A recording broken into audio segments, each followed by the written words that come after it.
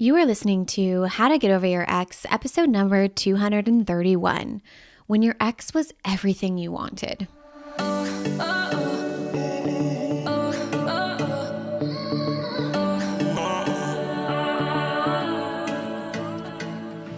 Welcome to How to Get Over Your Ex, a podcast on getting over your ex without it just taking time. I'm your host, breakup coach Dorothy. Let's turn your pain into power and your heartbreak into happy. Welcome, Braveheart. I'm so excited you're here to listen to the How to Get Over Your Ex podcast. This is the Netflix of breakups, short, powerful, and actionable episodes that help you along your breakup journey. If you're interested in a more hands-on approach, I'd love to invite you to check out our free on-demand video training called How to Fast Forward Getting Over Your Ex Without Wasting Months or Years Feeling Jealous, Angry, or Unlovable. You'll learn how to stop letting your ex live rent-free in your mind, even if you want to get back together later, how to absolutely be sure that your life will be better than the one that you had with your ex post-breakup without it taking time, and lastly, the secret to feeling completely neutral about your ex without having to go no contact.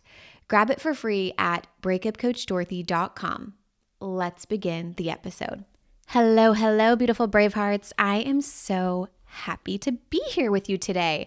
I am just freaking pumped. We have so much going on over here, and honestly, I've been meaning to record like a bonus personal life update just to give you all a behind the scenes. So I promise that is coming maybe in April. And today I want to talk with you about when you feel like your ex was just everything you ever wanted, like they fulfilled all of the things. And this was inspired by a current Braveheart inside of the Get Over Your Ex program. Love her to pieces. She came onto a coaching call and raised her brave AF hand to get coached. And what she was sharing really resonated with a lot of Bravehearts on the call. And she shared that she wants to reduce desire for her ex. However, they had a really special connection. And he has a lot of amazing qualities. And he really was just so great. And she, of course, had so many wonderful things to say about him, about the relationship.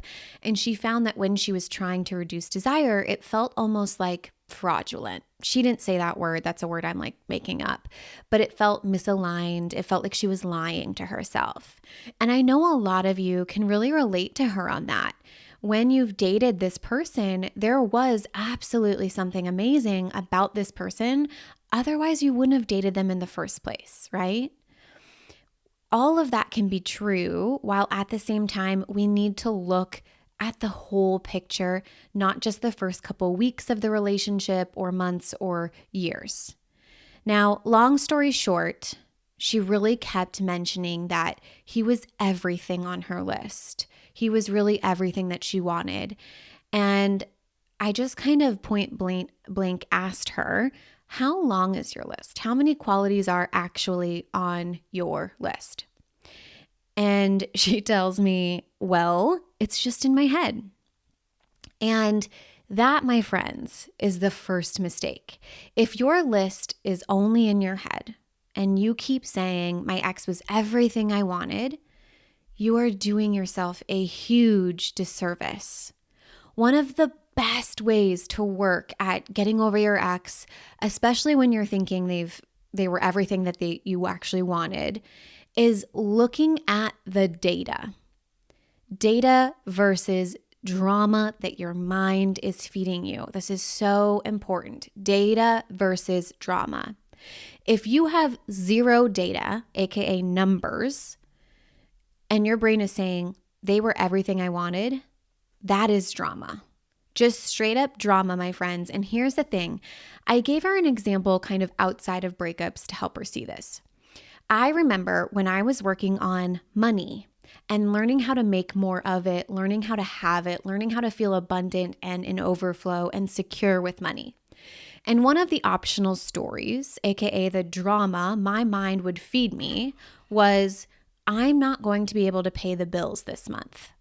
And my brain would say that at the beginning of the month, at the middle of the month, and at the end of the month when there's still a lot of time for money to be made.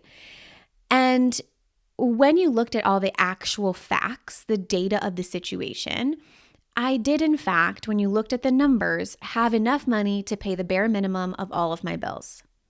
And let's be clear that when I think that I can't pay my bills for the month, no matter what day or time, it would lead to me feeling panicked, right? A lot of us would feel panicked if we actually thought we couldn't pay the bills.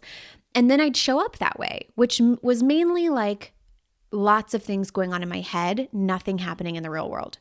It'd be ruminating, freaking out, worrying, and a lot of inaction, which would lead to the result of not figuring out how to pay my bills. So even if the data matched the drama in a technical sense, like let's say the data, the numbers were actually showing I had less money coming in than was being spent, and there was literally nothing I could do about it, which is total bullshit, it wouldn't actually help me solve the problem of figuring out how to pay the bills because I feel panicked, I show up panicked, and it leads to a result of the complete opposite. So I wasn't going to sit there and subscribe to that idea even if the data matched the drama, which is really mind-blowing to think about, right? So this was amazing for this particular client. Off the call, once we got off the call, we got done with coaching, she took the time to sit down and she went through and she looked at what are all the qualities and characteristics that I actually do want in a partner, in a romantic partner. And she came up with a list of 52 qualities and characteristics. She then went back through this list and determined which of those characteristics did her ex actually have so that she could factually look at some data. And she said that when she was honest with herself, her ex actually had 38 of those 52 items on her list. And when you do the math, that is 73%. 73%, my friends. That's a C.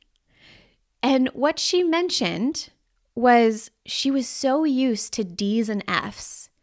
She didn't realize that what she thought was everything was actually only a C. Not a B, not a B plus or an A freaking C, Bravehearts. Isn't that wild to think about? When you've been accepting a love at 40% and then someone comes along and loves you at 73%, you don't even realize that it's not even close to the love that you actually desire and dream of and of course deserve. Blows my mind, right? So here's what I want you to do today. If you are someone who really struggles with the fact that you feel like your ex was really everything you ever wanted, I really want you to do this exercise of looking at the data versus the drama. The first step is really just to know that it's okay that you're thinking that. Like, of course you believe that. There are really true parts of it, right? Of course you choose amazing people with amazing qualities. You created a beautiful desire and, love between the two of you. But I want to be really clear that you created all of the feelings that you experienced in the relationship because thoughts create feelings always. And of course, perhaps your partner had qualities that made it easier to have amazing thoughts and loving thoughts about that person. You had really amazing thoughts about your relationship, and you probably even had really amazing thoughts about yourself. And having a partner with qualities that help you and make it easier to believe that, awesome. Honor that, honor what you had. We aren't trying to talk poorly about your ex or the relationship even. We aren't lying to ourselves. Okay? The second step is just to turn away from that and start making a list of everything you want in a romantic partnership. Of course, you're going to look at past relationships because there are parts that you did like. Carry those over to the list. However, I want you to take a moment and think out of the box. What else do I want in a partnership? What was I missing that I wish I would have had, or what would be nice to haves? The second thing is once you finish that list, once it's complete, I want you to make sure that you have it numbered, right? Go through it and number it. And then I want you to go back one by one and look at each quality and figure out, check off which ones your ex actually had. Then the fourth step would be to actually look at the data, add up those numbers, do the math, look at the data. If you had 50 items on your list and your ex checked off 25, you would take 25, divide it by 50, and you'd get 0.50. And then you multiply that by 100 to get your percent, which would be 50%. That is an F, which, by the way, I had to look up grading structures, just Googled that. And it said that anything under a 60% was an F. So I find that really fascinating. It's just really good to see, if I had a grading scale for this, what would it be? What is the data? What is the math versus the drama? Now, for those of you who do this exercise and you find out that your ex is actually an A, or God forbid an A+, right? Here's what I have to say about that. If your ex was actually an A or an A+, you've got 3 options from what I can see. The first option is you can continue to subscribe to the idea that my ex was everything I wanted and continue to feel panicked because you're not with that person, then continue to show up panicked and then create the result of I don't become everything that I want and I don't find the person that has everything that I want. This option sounds lame and not fun to me, okay? So I like the latter 2 options that I'm about to go through. The second option is you could choose your second thought very wisely. It's okay that this is your first thought, but you have a second and you could choose something different. My ex was everything I wanted, and I'm pretty good at picking them then, clearly. Hello, right? My ex was everything that I wanted, and I can do it again, faster, easier, and better the second time. What? So good. Choose a second thought that follows that up, that is so much better and supportive of pushing you in the right direction. The third option that I see is you could expand your list of things that you want to include, more qualities, more characteristics that you desire in a partner. Really stretch your brain, start looking at relationships you look up to, and start making that list bigger and more fulfilling than you ever even thought possible. And that percentage will go down the more things you add to that list. Now, just because your ex might have been everything you wanted doesn't mean you won't get everything that you want and then some.